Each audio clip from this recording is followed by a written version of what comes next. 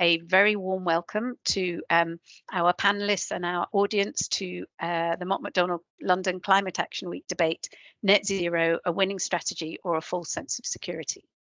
A couple of housekeeping factors. So we've disabled audience microphones and video, but we'd really welcome putting comments and questions in the chat.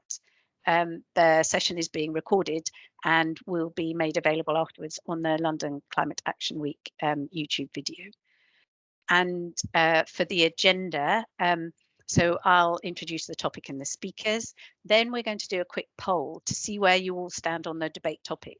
And then we'll do another one at the end to see whether the speakers' arguments have managed to sway your opinion.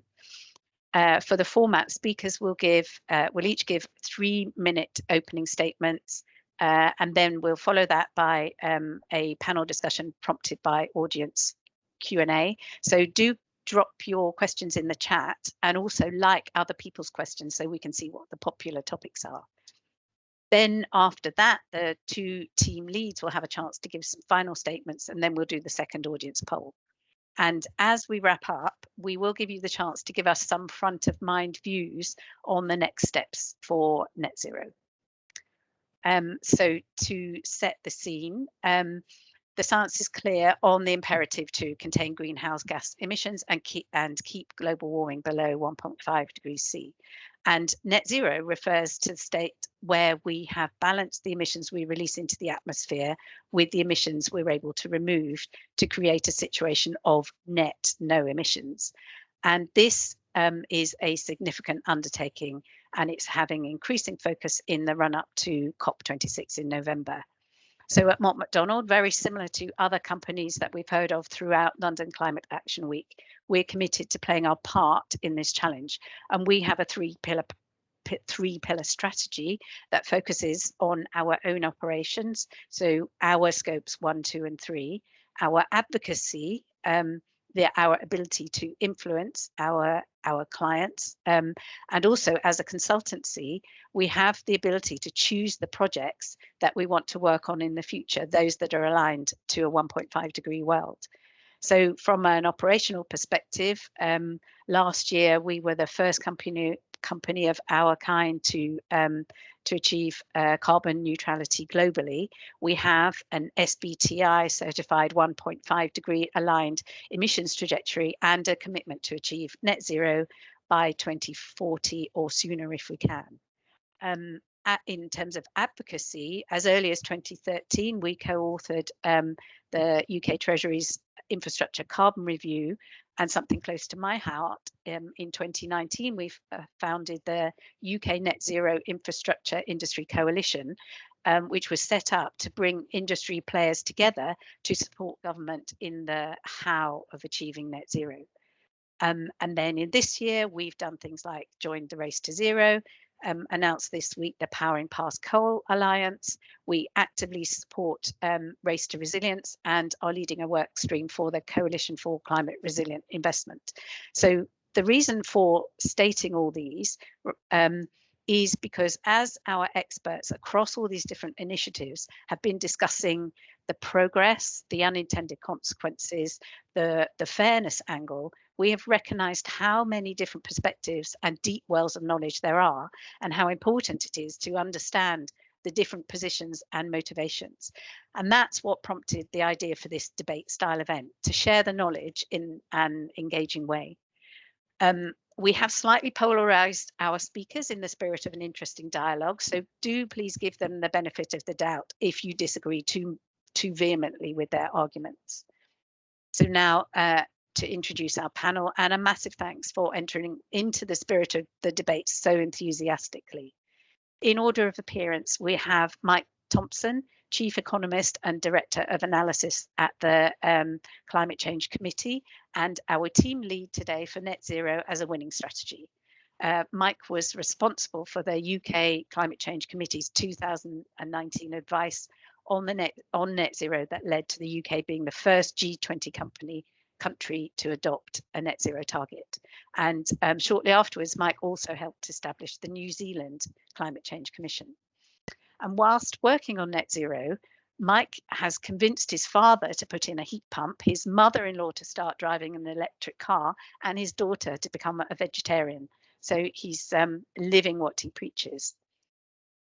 Second up, we have Sarah Columbrander, Director of the Climate Change and Sustainability Programme at the Overseas Development Initiative, and our team lead for NetZero as instilling a false sense of security. So as an environmental economist, Sarah has supported policymakers across Asia, Africa, and Latin America to develop low carbon development strategy. She was head of global programs for the Coalition for Urban Transitions. And Sarah only discovered that she was opposed to net zero emissions targets when she saw the flyer for this event, but she's very excited to play devil's advocate. We then have Polly Billington, CEO of UK 100 and a net zero supporter. Polly established UK 100 in 2016 and is the face of the organisation. She's a campaigning and communication specialist with many influential roles under her belt. And Polly got a haircut for the 10-10 climate change campaign, which meant that she no longer needed to use a hairdryer, which meant that we'll all now scrutinise Polly's haircut whenever we see her speaking. And John Carstensen, our Mott MacDonald's International Development Climate Change Lead and a net zero challenger. John has vast experience in the fields of sustainable development, environment and climate change, has represented perspectives of private sector, governments, United Nations and NGOs. Recently, as a previous role, including head of profession for climate and environment at the Department for International Development, the UK aid agency. And a fun fact about John is that whilst at a Montreal Protocol meeting in Copenhagen in the 1990s, John held an ashtray for the Queen of Denmark, who was and is an avid smoker. So I hope that creates a sense of excitement that we've got such a great, vast array of experience and committed people for this event. So first, the audience poll. If you open the chat function, you should shortly see a poll that will ask you to vote on whether you see net zero as a winning strategy or whether you feel it's giving us a false sense of security.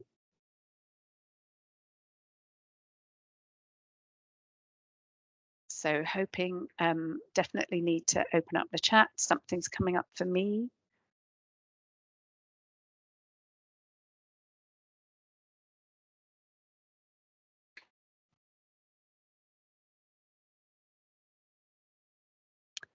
I can see in the meeting chat. I'm not sure if everyone else can see how the voting's going, which is somewhat neck and neck at the moment. We weren't sure whether external people can see what's going on, but I can see that it was absolutely neck and neck, but right now, yeah, winning strategy is down at 47%, 46%, and the opposing view is 54%. So we'll let that play out for a while. Have a feeling that it may be slightly to do with the fact that we had last week for Mott MacDonald's Sustainability Week, we had a practice run and we did actually sway the audience. So depending on how many Mott MacDonald people are joining, they may be the people that are swaying the vote. So right now we'll move on, but it's winning strategy, 45%, full sense of security, 55%. But I'm absolutely convinced that we will be able to bring some really good views in both directions and potentially that will get swayed. So now moving on to our speakers and introducing Mike to give your opening remarks. Hi everyone, thank you Claire, lovely introduction, and we nearly ended up 48:52, didn't we? But we just avoided that, which is a bit of a relief. Look, as you said, Claire, we recommended the net zero target at the Climate Change Committee, so no surprises that I think it is the right thing to do. I thought I'd just kind of give a brief bit of background as to why we recommended it, and then just explain kind of the experience we've had since it's been adopted in the UK and how we've seen things change since it came in. The first thing to say is it's a scientific necessity. If you want to stop the world from warming, you've got to stop net emissions. You've got to stop adding to that blanket of greenhouse gases around the Earth. Most of the greenhouse gases we emit, not all of them, most of them are long-lived. So when you release them into the atmosphere, they stay there unless you take some others out, and they stay there and they keep adding to that blanket. So that means that to stabilize temperature at any level, you've got to stop adding. You've got to get to net zero. Interestingly, actually, if you were to get just those long-lived gases to zero, net zero, and you were to keep having some of the short-lived gases like methane in particular, and we don't think methane is something that you can get to zero. Actually, that's fundamental in the biological processes of ruminant animals. At the moment, we don't know how to get it to zero. If you got the long-lived gases to net zero, you've got methane much reduced, but still non-zero. We think actually you'd have about a 97% reduction in overall greenhouse gases in the UK. Now, we didn't recommend a 97% reduction for the UK. We recommended a 100% reduction and net zero for all greenhouse gases. And the reason that we did is that, one, the Paris Agreement demands it. It says we have to have a balance overall.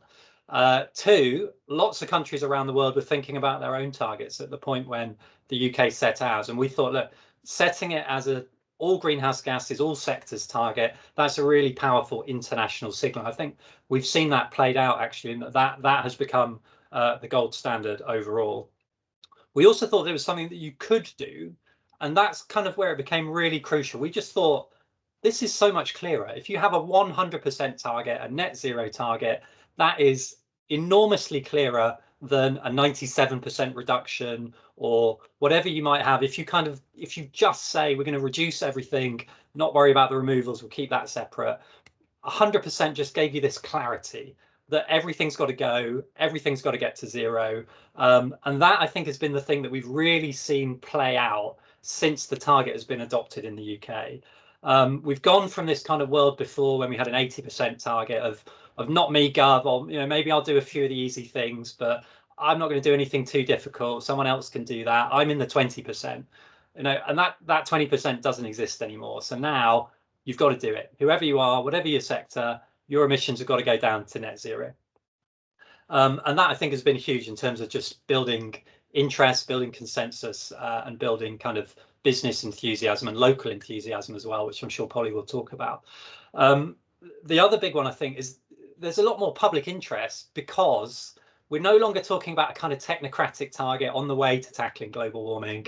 We're now in a world where we're talking about stopping global warming. We're talking about getting to the point where we have dealt with the problem, not just that we're kind of on a path to dealing with it. Maybe we'll get there eventually. And so I think it just is it's much simpler and it's a much more engaging concept. And that means that we have a lot more public interest in it. And public interest breeds pressure. It's the only real lever there is in a democracy. And it means that you get more scrutiny. More scrutiny means you get more action. And net zero is kind of the thing that's just turbocharged all of that. And certainly that's been our experience of the last 2 or 3 years. So many more people are so much more interested in net zero than they ever were in the 80% target before that. So I'll conclude kind of on that point. Net zero is not climate action. It doesn't do anything on its own, but it makes it a lot easier for people to get working on acting. It makes it a lot easier to be clear that everyone is in, and it doesn't leave anywhere to hide. So it is part of a winning strategy. Brilliant. Thank you, Mike. So that is really compelling. But now I will hand over to Sarah, who I know is going to be equally as compelling. Thank you, Claire, and thank you, Mike, for your opening remarks. I guess the first thing to say is I too love a good net zero target. Who doesn't? Objecting to net zero targets is like objecting to rainbows or puppies. Everyone likes rainbows and puppies. But you know who else says they like puppies? Cruella de Vil. I think we need to interrogate this a little bit more. So let's name a few of the other actors who have said that they like net zero targets. The Cruellas of the climate world, if you will. We have Shell, the oil major. We have Glencore, the world's biggest exporter of thermal coal. We have the United Arab Emirates, which accounts for 13% of the Middle East's oil production. None of them are pledging to end fossil fuel production. They're just pledging to reach net zero. So that list of names should send us a pretty clear signal that a net zero target doesn't necessarily mean very much. As Mike said, it's an engaging mechanism, but we need a fix right now. So what are John and I proposing instead? We think we need to reorient the debate now. The conversation about greenhouse gas emissions is about actual zero, not net zero, actual zero. Of course, as Mike laid out, the science tells us that we need to reach net zero as soon as possible, but that's at a global level. Anthropogenic CO2 emissions worldwide need to be balanced by anthropogenic CO2 removals. But it's really difficult to remove CO2 from the atmosphere at scale. And John will elaborate on that. Because of the difficulty of removing carbon dioxide from the atmosphere or other greenhouse gas emissions, we need the overwhelming majority of human activity to be actual zero. And that's not Shell wearing a fig leaf. It's not Glencore covering their eyes. It's not the UAE buying offsets. It's not carbon neutral, it's carbon free. So let's go back to the question of why the Intergovernmental Panel on Climate Change or the Paris Agreement use terms like net zero. First, there are a few economic and social economic activities that are really important, where it's really technically difficult or prohibitively expensive to reduce their emissions. Steel, aluminium, plastics, aviation. It's not impossible, but it's hard. So we do need to find ways to cut emissions from these hard to abate sectors through circular economy, substitution, behavioural change, and so on. But if we can't fully eradicate these emissions, net zero accounts for that shortfall. It's not the same in the energy sector.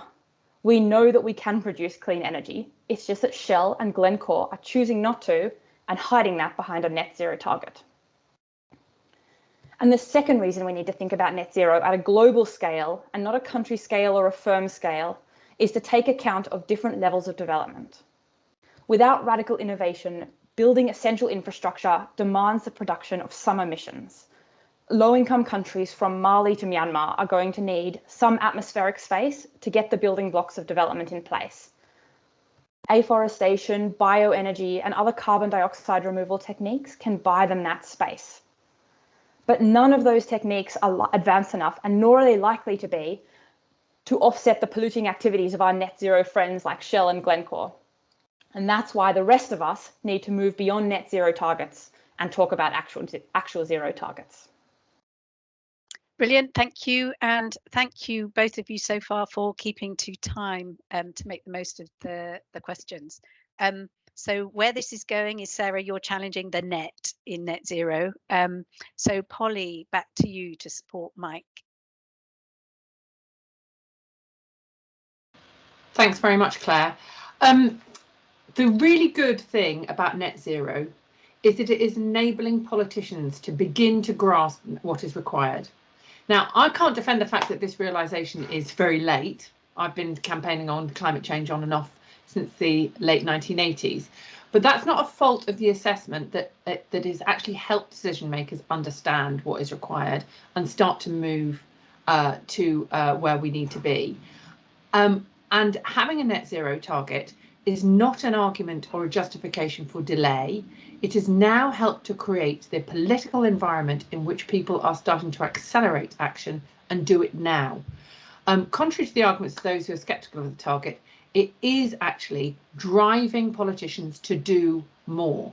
Now, if we have a situation where offsets are continually a get out of jail free card, then of course that undermines the case for what net zero is trying to be. But let us remember that what net zero does is it creates the opportunity for people to be able to see the benefits of going to being carbon free as much as possible, as close as possible to their homes.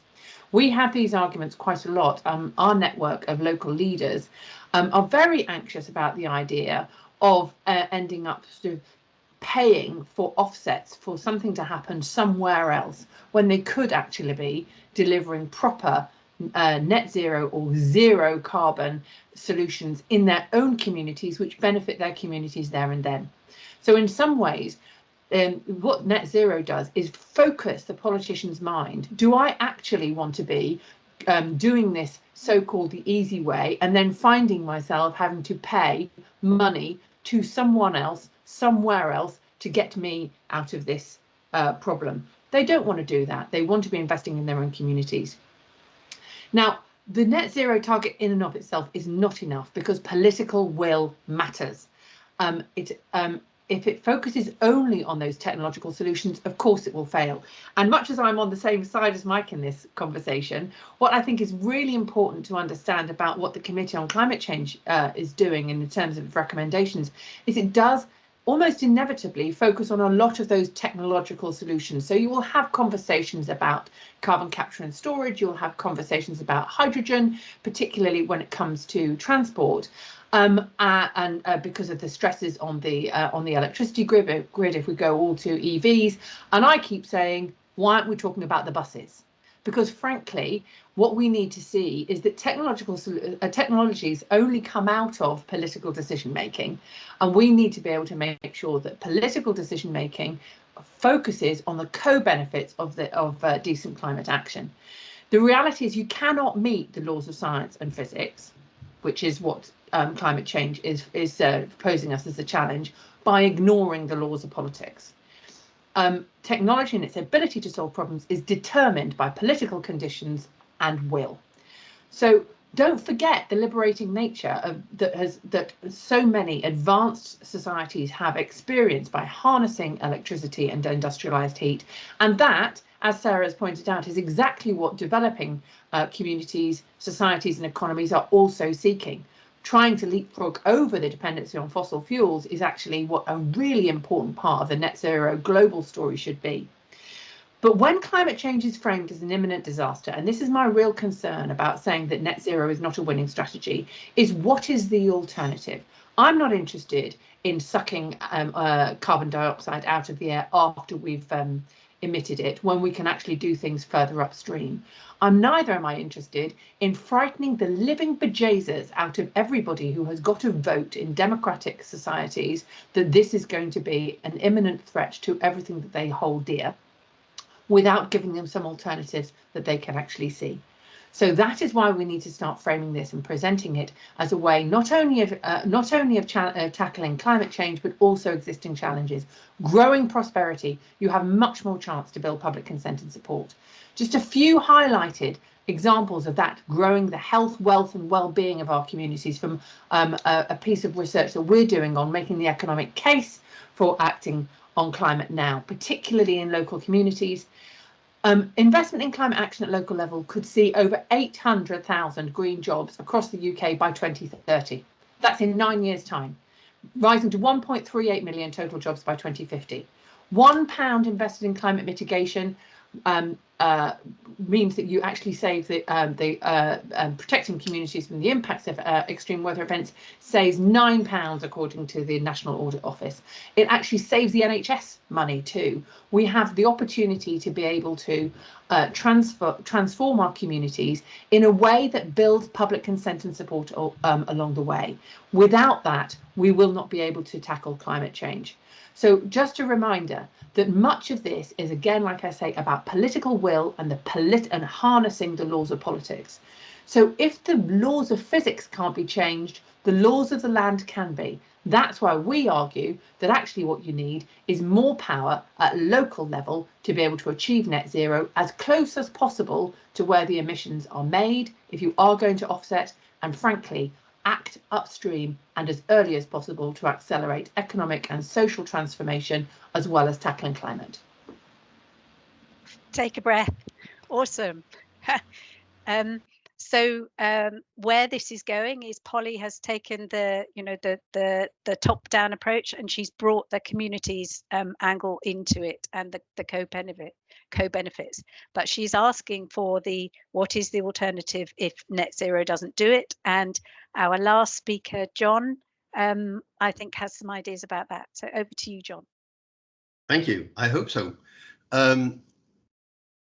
We absolutely need urgent action on climate change. We have needed urgent action on climate change for decades. It hasn't happened. My challenge is about the negative part of the net. Pursuit of negative emissions, negative carbon emissions, is a result of the conflict between a political climate target that many did not want to accept could not be met, and the scientific reality that meeting that target required fundamental, systematic shifts in our societies. And unfortunately, we are hitting that target now, or will be, with 4% chance within the next 1 to 5 years. That is close enough for me to say we're hitting the target. The required negative emissions are not a consequence of science. It is a result of political choices. Now, one of the options, BECCS, which is bioenergy with carbon capture and storage, requires use of a land area the size of Australia to and exclusively for that purpose. The problem, we don't have that much spare land. Using land for this purpose would have a significant impact on food security due to diverted land use, and has rightfully been characterized as merely shifting an atmospheric risk to a terrestrial risk, rather than addressing the actual risk. I won't even start on the potential biodiversity impacts of doing this.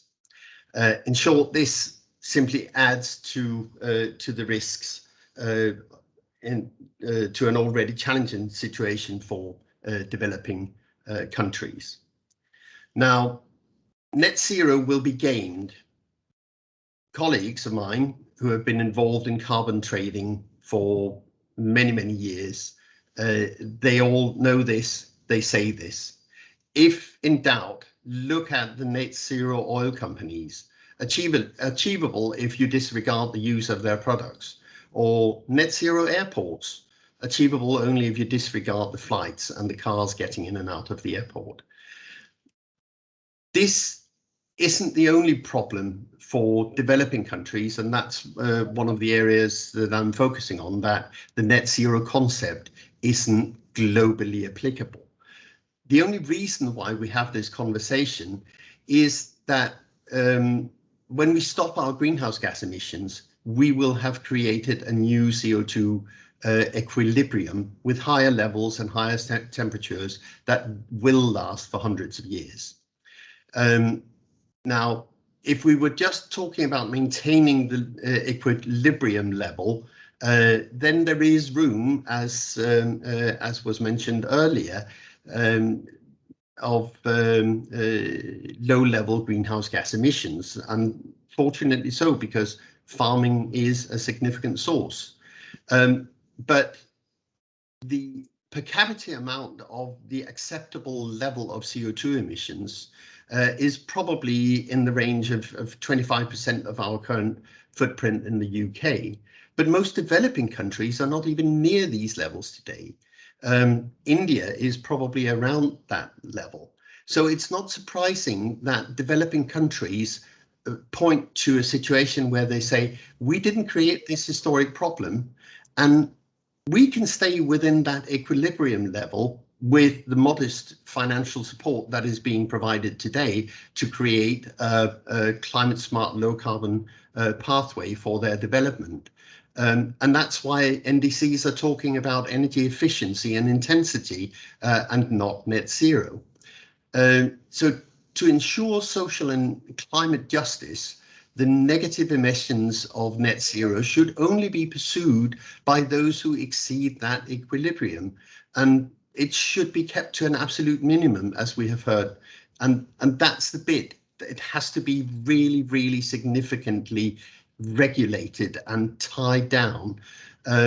So it means that it's making like our share of negative emissions larger. So what we have to commit to must be even larger, and even more funding must be provided to developing countries if we can't get our policy action to decarbonize rapidly and swiftly. But we are already struggling to find the volumes required just to enable developing countries not to exceed that equilibrium with low carbon development ambitions.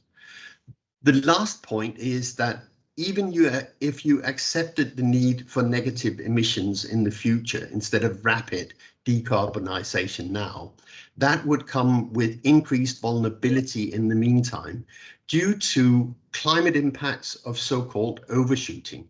So we would be reaching well above 2 degrees for a long period of time until the effects of extracting emissions would set in. Net zero requires a lot of adaptation and resilience work, which is exactly where the developing countries are more vulnerable than developed economies. And that is why the concept without being tied down, in my view, doesn't work. It has generated debate, it has generated some commitment, but unfortunately, it is also being gamed. Thank you. Thank you, John. And my takeaway from that is, so not just, as Sarah said, challenging the net, but you're advocating strongly regulating that net to make sure that we can maintain an equilibrium. So I'm going to move on to questions now. I've got a few that I'm interested in, but and I'm noticing in the chat there's some great chat, but it's I haven't seen that many questions. But I'm going to ask some, and then I'm going to have a look and see what we've got. So my first question, I think, is to the leads, so Mike and Sarah, which is how crucial public awareness is to the vision of the future. So Polly touched on this, which is advocating not the scaremongering, but the encouragement for different lifestyle changes, etc. And I suppose depending on your stance, this could either be as a driver of this absolutely crucial demand reduction, or as a driver of rapid adoption of all these alternative technologies, or indeed through lobbying for political and business change. So back to this angle of the public awareness. What are your thoughts on that? So starting with Mike and then Sarah. Yeah, thank you. Well, look, it's absolutely crucial. It's crucial for all of the reasons that you just said.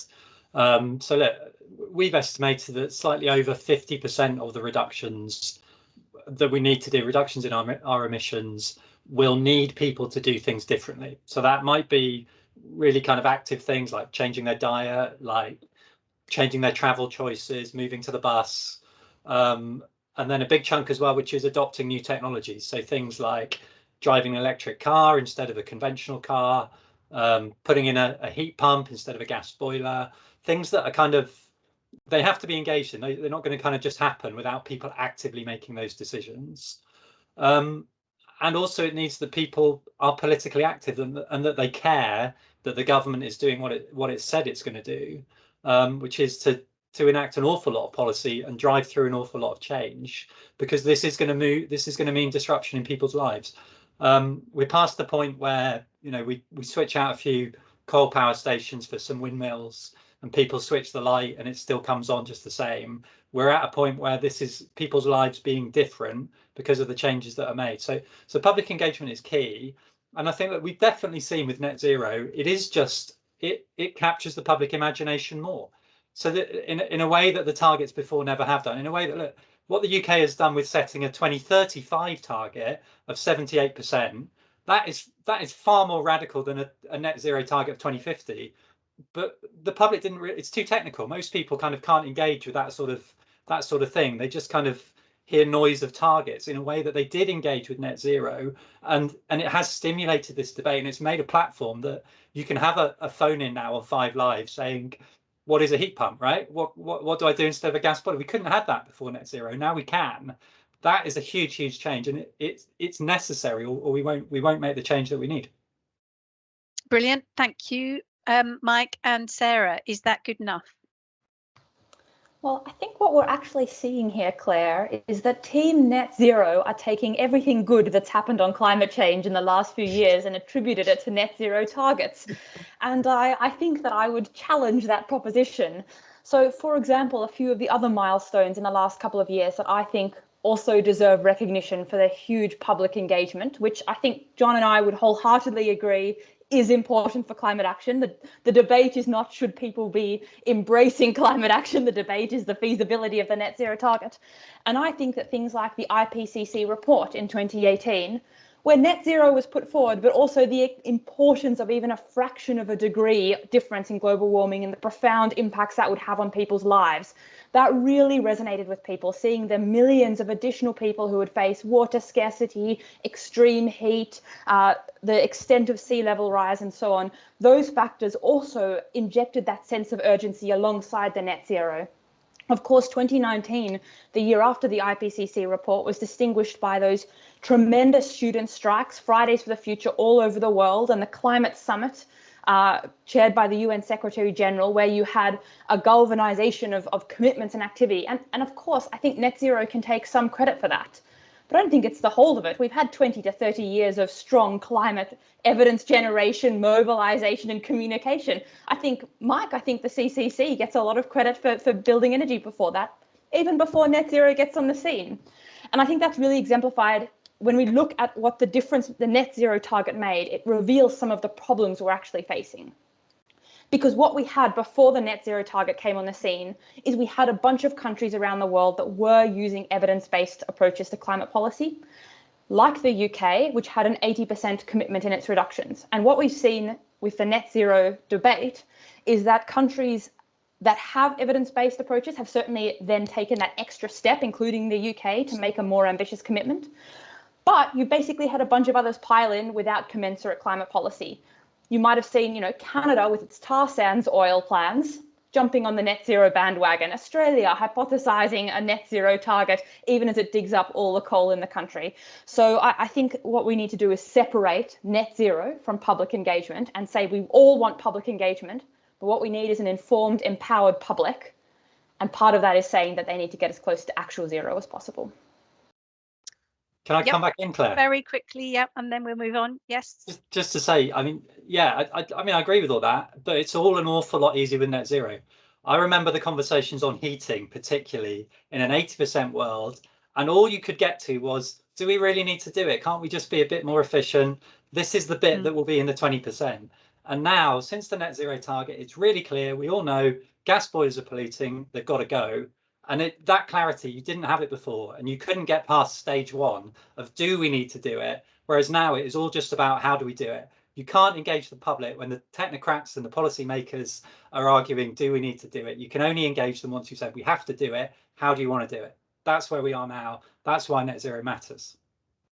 Brilliant, thank you. So I'm taking a question from the chat from Ben Summers, which is, it's got 3 likes, so that's good going. I agree that net zero is a useful tool, but how do we avoid the problem of those who might hide behind the label instead of taking the necessary action that could promote truly beneficial change towards real tangible carbon reduction? So that's a picking up on the challenge that Sarah and John have been stating. So it's a question for Mike and Polly. So maybe start with Polly. You've got to verify what people are doing. There's just got to be external verification of it. And declarations are all very, very well and good. What's interesting is that once people have declared, they suddenly realise what they've got to do. And they either step back and go, oh dear, okay, right, well, that is a declaration that's going to be filed in the bottom drawer, or they start running around trying to get something done.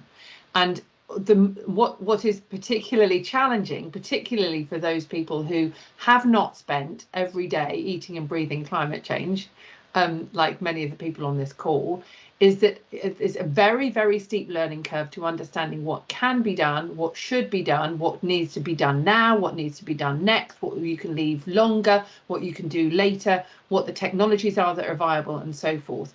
And not only that, but measurement, disclosure, monitoring is comparing apples and oranges almost all of the time. Just an example, there are 2 different mayoral covenants that at Paris agreed that they would be aligned so that mayors across the world could use the same kind of agreement on how they were getting to demonstrable climate emissions reductions. That still hasn't happened.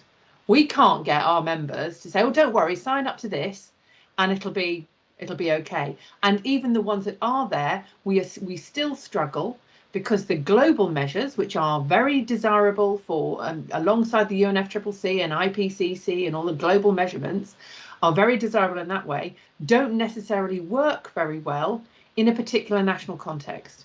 And when people are more likely, apart from the global cities, when people are more likely to compare their ambitions and their delivery against the people down the road, so it'll be Swindon versus Sunderland as distinct from Swindon versus Seoul, right? You want to make sure that those measurements are good enough. And that's where, yes, it's technical and yes, it's complex, but unless you have that proper validation, particularly for people who are new to it, and that's what most politicians are, you will not get decision makers to feel comfortable with what they're doing. They also don't like the fact that actually once they start doing that, it shows how far they've got to go. And I think what's really interesting, and this goes back to Mike's point, since we've started to talk about net zero, you've actually got politicians and allowing their administrations to publish graphs showing how bloody difficult it's going to be. Now, that wouldn't have happened 10 years ago. Brilliant. Thank you. So I am going to ask a question that pulls it back a bit. It's from Tom Doland of the of UK CRIC, which is and you can link it to personal experience. That would be good. But the question is, if I personally had £10,000 to invest, how could I use that to make the biggest difference possible? Alternatively, if I were able to donate 4 hours of my time per week, how could I make the biggest difference? So on the assumption that you all live the dream in some way, answer that, but also in addition to the haircut, hairdryer, and influencing your family, what more can people do? And maybe that's pension investments, that sort of thing. So we'll start with John, and then Mike, and then Sarah, and then Polly. I would personally start off with the things that would cost you very little by starting to cycle instead of driving. I mean, I have reduced my driving. I don't yet have an electric vehicle, but my driving is less than 1,000 miles per year. I cycle a lot. I've changed my diet to a largely plant-based diet, not exclusively. Those are things that you can do actually without the investment. When it comes to things that it would be worthwhile doing, I've personally found that making sure that that my energy supply is low carbon. So I have put solar panels on my roof, which has been a great investment. The challenge around that investment is that you could have managed to get a higher return on your investment if you had done other things, but it has been a good investment. And I think that's the problem we need to overcome, that we are comparing different types of investments, and we need to make it more attractive to invest, for example, in solar panels and other things, because it is a good thing. Yeah. I'll stop you there, Mike. Yeah, thank you. I think I would approach it the same way that we approach the national targets. So I think measure, plan, act. So, you know, get a sense of where your emissions are. If you're like John, you don't drive, well, look, your car isn't the place to start. Your house might be, but if you're, you know, if you're a renter rather than a landlord, rather than an owner occupier, that might be difficult as well. So, you know, for most of us, transport and the house are the two biggies that we can affect. But, you know, for others, maybe you take a lot of holidays, and then aviation is going to be a big one for you if you go overseas a lot. So maybe you want to spend your 10 grand on a caravan that you can do nice holidays at home. It will depend on who you are. Definitely do the easy thing. Spend £20 on a good vegetarian cookbook. You know, spend £20 on draft proofing your doors and your windows if they're not already. You know, there's loads of really simple things that don't cost a lot of money. The big hitters that you can spend that kind of thousands on is probably either your vehicle or your home. I would really recommend, if you're looking at your home, that you go through a kind of retrofit coordinator service. Those are popping up in lots of parts of the country now, and they'll give you a kind of a plan where you can look at efficiency first, and then over time move towards a heat pump at the right point for you. Those are really helpful. I think they're going to be a big part of the solution on our housing market. But yeah, I think you're going to have to make your own choice, and you have to look at your own lifestyle and where your own emissions are coming from, and approach it that way. And there are lots of different things for different people.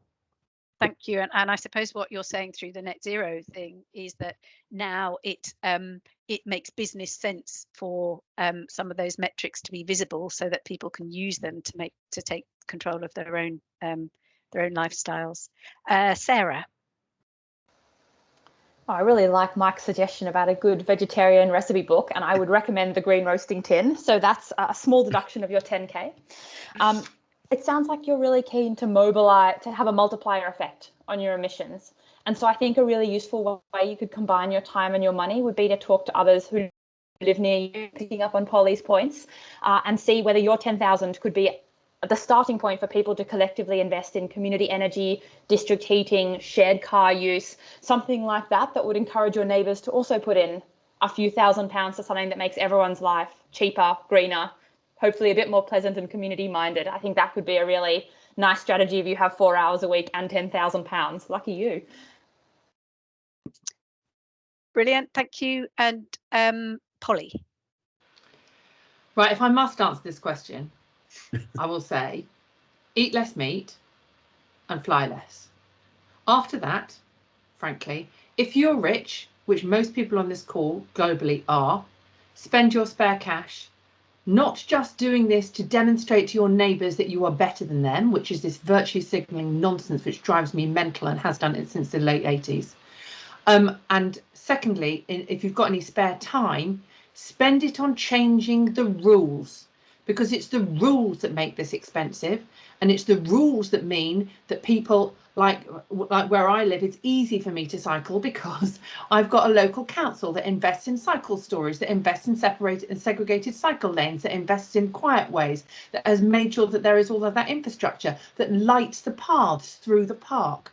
I also live somewhere where there's an integrated public transport system, so I can walk safely home because somebody has bothered to put the lights on, and that it is affordable. I know people on a minimum wage outside of London regularly have to spend at least an hour's worth of their wages simply getting to and from work on public transport, and then people tell them to get rid of their car.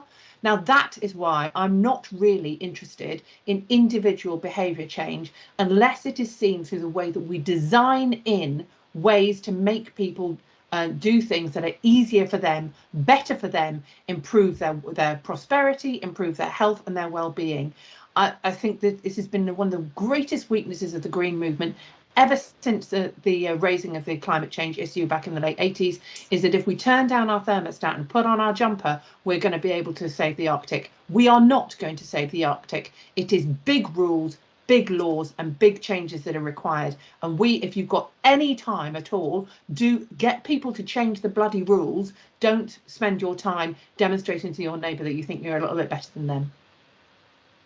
Good, you've got lots of claps and celebration for that, Polly. Thank you. So with an eye on the time, just to let Mike and Sarah know, we'll come to the closing arguments. And there's a question, Sarah, that if you can have a think about, because it's got lots of likes, and John can chip in, which is, so if you can pull it into your closing argument, a question for the anti-net zero side. What is the alternative? Net zero is scientifically accurate, and we simply have to remove some greenhouse gases from the atmosphere. Yes, we have to be vigilant about gaming, but this would be the case with any emissions reduction framing. So genuine question, what other strategy is there? So let us, I'm just wondering if we can squeeze in one more question, which, so there is one I really liked, which I'm just now drastically looking for, that I think Mike, if you've got any sort of 1 or 2 sentence responses to this, how do we get the Treasury to embed net zero completely in our national spending? The support to Nissan's new battery facility is very welcome today. Any quick snippets on that? I know it's a hard one. Yeah, I mean, 2 things. One, I think we should be celebrating things like Nissan's announcement today as big climate triumphs, right? I'm in climate Twitter and it barely registers on there, and I kind of pick it up by the BBC as a business story, right? This is a climate story. This is because it is working, and we should be celebrating this is a good thing because we have good climate policy, and we miss out on that to our disadvantage, I think. And the Treasury, look, we have said to the Treasury, you have to be a much bigger part of this than you've been before. And I think we just all need to keep shouting it loudly. I think we will get a review from the Treasury. Treasury have asked for climate commitments within all the spending review bids in a way they haven't before. They are coming round on this. There is a space, but I think the pressure has to be relentless on the Treasury. They are fundamental to success. And I just noticed today, again, Tom Dolan noticed and shared it, that there's a consultation out on the governance of net zero. So that's something maybe we all take away and think about how we can respond to. Right, so a very quick closing argument so that we then are ready to do our second poll and see where we got to. So just thinking, so Mike and then Sarah. Okay, thank you. I'm going to try and pick up some of the objections that were made to net zero. I want to start with with BECCS and negative emissions and the kind of objection to that. John, I agree, it's really difficult. It's a really hard thing to be doing. And I think most industries out there that are responsible for emissions understand that. They get that if the world of offsetting in the future is removals, which is what net zero tells you it is, not just kind of phantom offsets, which it too often is today, they know those are going to be expensive. They know they're going to be scarce. They know there's going to be competition for them. And it says to them, look at your own emissions. Do what you can to cut your emissions. I don't think it's a coincidence that suddenly the aviation industry is looking at sustainable aviation fuels, that they're looking at hydrogen aircraft, that they're getting serious about jet zero, because they realize that this is their chance for survival and to control this bit of expenditure, that rather than just having to throw cash at someone else to do stuff. This is so they are now engaging with solutions in a way they never did before net zero, because they have to. Now look, that doesn't mean those things are kind of silver bullets, doesn't mean they're easy either, but net zero has got us attention on those things precisely because actually the negative stuff is so hard to do. So I don't think there's any kind of credible solution out there where negative emissions stops us doing easy stuff. It will only ever be there for the hard stuff. And even for the hard stuff, it is focusing minds on what do I do to actually cut my emissions. Fundamentally, I think you come back to the kind of metrics for success. And the only thing that we care about is, are we acting to cut emissions? So I look at the targets that are now being set across the world. What path would they get us onto if they are delivered? Before Paris, before net zero, we were on track to 3 degrees at best, possibly even higher than that.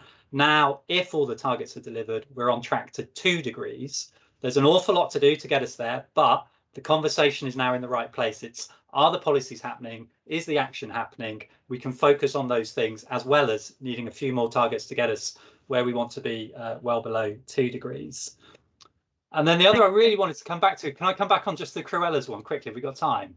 Just, I think it kind of, I guess one, what were they all doing before? Because they weren't doing a great deal then either. 2, net zero at least gives you something, a hook that you can hang things on. And 3, let's kind of just remember what the theory of change here is. It isn't that suddenly the oil companies all go under a conversion. They see the light and they think, oh, we're going to stop digging oil, we're going to do something else. The theory of change here is you have a strong target, you drive action like we've seen in the UK, phasing out petrol and diesel cars, switching over to offshore wind. You have policies that bring forward those things more quickly, and they mean that we don't want oil anymore, and the oil companies have to change to survive. That's the theory of change, not that they kind of do it out of the goodness of their hearts, and that if we had the best target, suddenly they will do it. So it is, I mean, it comes back fundamentally to what Polly said, system change. Net zero is making system change easier, and it is the best strategy we've ever had. Brilliant. You're very compelling. So Sarah, over to you for the final word. And you know, admitting that we slightly forced you into this position, the lucky point is you've only got a minute to tell us. Don't worry, Claire, I've convinced myself with John. So I think fundamentally all of the speakers on this call are in agreement. We all think we need really robust, rigorous accounting mechanisms that avoid carbon leakage across borders, that ensure that at a global level we reach net zero. The point on which we disagree is what a strong target looks like. And John and I just don't believe that that is net zero for everybody. We don't think a strong target is one that the likes of the Cruellas I mentioned before, which I hope is what we take away from this debate, is one that they can hang their hat on. The point should be we should be having the kind of conversation that meaningfully recognises their future, is the limits of on their future under anything like their current business models.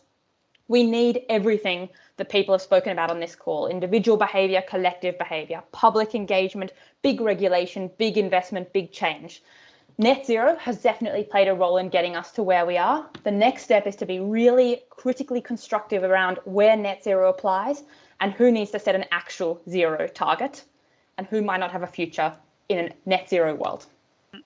Brilliant. Thank you. Right. So we're ready for our poll. Yes. Well done, Sarah. Ready for our poll. So again, it should come up in the chat shortly. And because we're so close to time, that final point, which is before you go, could you drop maximum 3 words, and they can be sort of 3 separate words that are just joined up in a theme, about where you're front of mind for what net zero needs to do next. And I can see that it's challenging and more regulation on that, the net bit. So some of those are coming in. But could you do that? And you'll need to do that before you drop off the call, I think, if you're external, because I don't think the chat's still available to you. So, right, I have to do my vote and then I'll see what the poll's doing. Well, wow.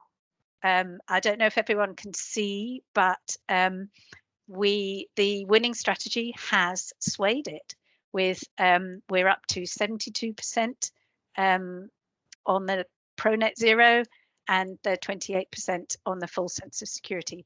And I suppose, to be fair, so that some of the orchestrators, so Mike, you are really compelling on this because it's your baby. So maybe we were slightly unfair to the other side, but I think it's a pretty impressive swing that we've seen happen before our eyes. And I want to say thank you to everybody who put questions in and comments, and apologies to those who haven't been able to have their questions answered, and potentially we could grab some of the best ones and come back with answers later, depending on the willingness of our audience. I want to absolutely commend and say thank you to our 4 panelists, because you were amazing, and even personally, I've learned so much, and clearly what you're saying is only the tip of what's in the iceberg in your heads, in your teams. So definitely, if anyone wants to drop in, say, Polly, you mentioned the report that UK 100 is doing, if there's anything there that you want to drop in the chat. And then a final point to say is we will be synthesizing what we've heard, and we'll put it in a blog. We'll ask the speakers to put their inputs in if they're happy to, and then we'll share that back out alongside the recording. So thank you, everybody. Definitely big round of applause for the speakers. Thank you very much, and have a good afternoon, everybody. Thank you, Claire. High five, Polly. Thank you, Claire. Thanks, everyone. Lovely to see you. Well done, Michael. Well done, John. Cheers. Good debate. Thank you.